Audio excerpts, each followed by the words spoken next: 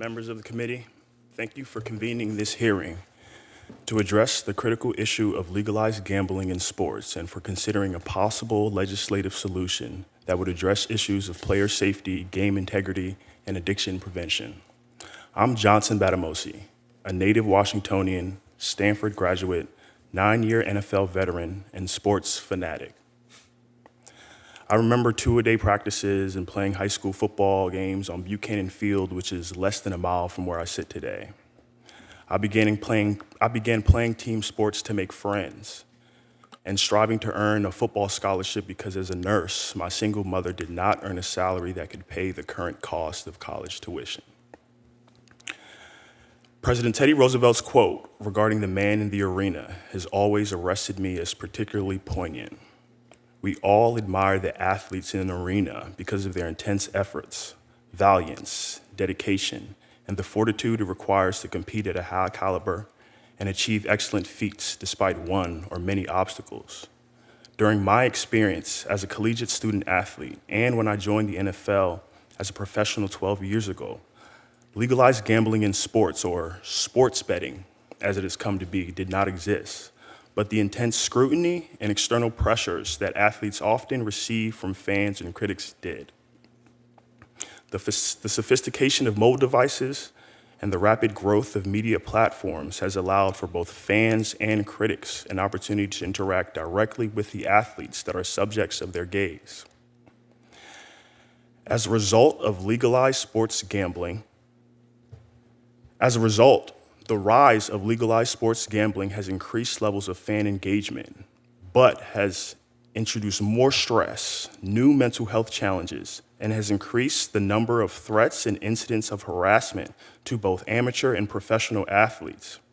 I have to acknowledge that incidents of harassment sometimes extend much further than internet exchanges, and acknowledge the families who have suffered from emotional distress or even the loss of a loved one.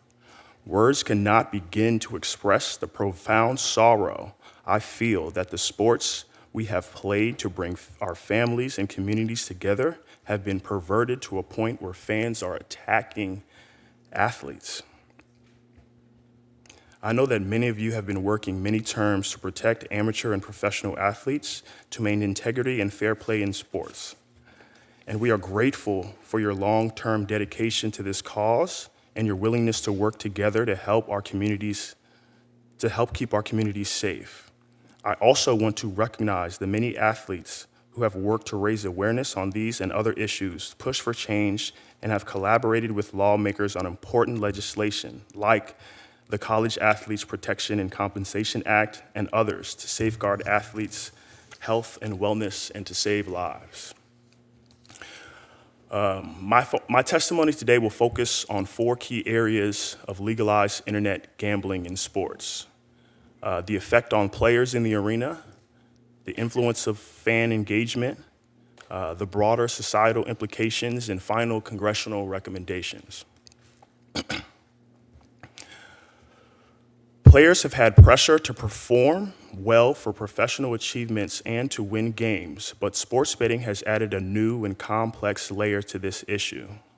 Social media has enabled athletes to take control of their brands and market themselves in ways not possible for previous generations. However, it has also opened an extremely accessible avenue for threats and harassment directed toward athletes and their families alike.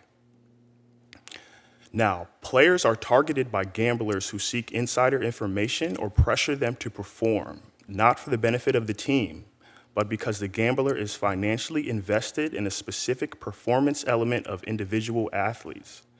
This has an overall negative effect on a player's physical security and mental state of mind.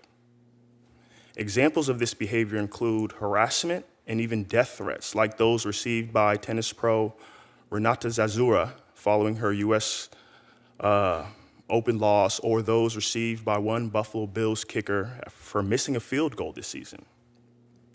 These episodes have a clear negative impact on a player's mental health and overall well-being, and has the likelihood to distract a player during the time where focus is needed on the field to avoid injury and to perform at the highest levels. When the lights are off, the game is over and the job is done, players return home to their families like all other citizens. Athletes are constituents and contributing members of your communities who patronize the same grocery stores and whose children attend the same schools as yours. For most athletes, there is no gated community or private security force, and yet they are too often exposed to the threats associated with problematic gambling. Player safety on and off the field is a priority, and safeguards must be put in place. While legalized sports gambling has deepened fan engagement in sports, it has simultaneously transformed the fan experience from enjoying a game to celebrating or lamenting amongst other fans. Some bad actors expressing resentment and misguided indignation towards any players perceived to cost a fan money. This behavior dehumanizes a player, treating them more akin to an analytical statistic. Fans who exhibit this kind of behavior should be nowhere near athletes, coaches, or others who are there to enjoy the game and cheer on their teams. The rapid expansion of legalized gambling has raised significant societal concerns, as I'm sure my colleagues testifying here today will share. While legalized sports gambling generates substantial tax revenue and economic opportunities for leagues in partnership with sports betting entities, it risks commodifying hope and devaluing sports as a pursuit of skill and integrity. The question is whether the commercialization of gambling undermines the essence of athletic competition. I believe that sports betting can be operated in a way where the integrity of the game is not compromised, but that will take significant efforts, both on and off the field, to ensure that gamblers and athletes are acting in good faith and athletes are not put in harm's way. Congress has a role to play in passing policies that reinforce the integrity of the game while also protecting athletes.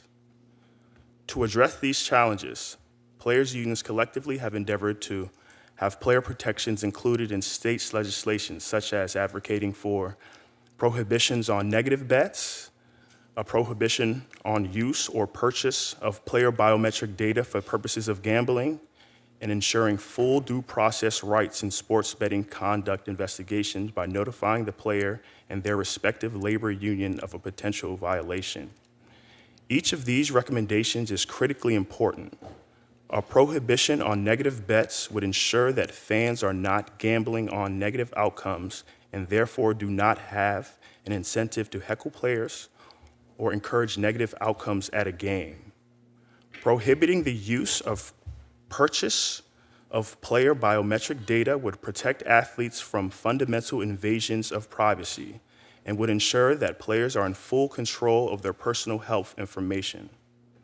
And finally, ensuring due process rights and conduct investigations adheres to the bedrock legal principle of our judicial system that should be maintained in sports betting investigations. In conclusion, while legalized internet gambling in sports appears here to stay and can enhance fan engagement, it also possesses significant risks and has an insidious effect on the mental health outcomes of players, fan culture, and the integrity of sports. A balanced approach that prioritizes ethical considerations, player safety, and well-being is essential. Again, thank you for the opportunity to testify, and I'm happy to answer any questions you may have.